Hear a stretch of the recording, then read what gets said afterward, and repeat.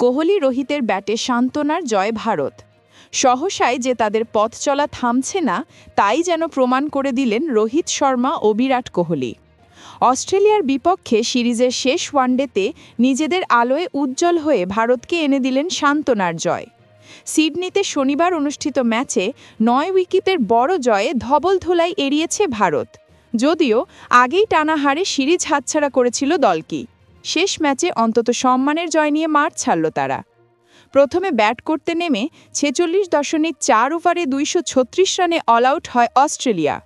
ভারতের তরুণ পেসার হর্ষিত রানা একাই ৪ উইকেট শিকার করে ধসিয়ে দেন অজিদের ব্যাটিং অর্ডার। দলের পক্ষে ব্যাট রেনশো করেন সর্বোচ্চ ৫৬ রান। মিচেল মার্শের ব্যাট থেকে আসে ৪১ রান। জবাবে ভারতকে জেতাতে জুটি করেন দুই অভিজ্ঞ ব্যাটার রোহিত শর্মা ও বিরাট কোহলি। শুভমান গিলকে হারিয়ে ফেরার পর দায়িত্ব নেন এই দুই বুড়িয়ে কিংবদন্তি।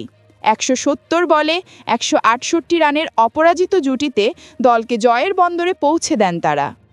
রোহিত ১২৫ বলে ১২১ রানে অপরাজিত থেকে ম্যাচ শেষ করেন, আর কোহলি থাকেন ৮১ বলে ৭৪ রানে।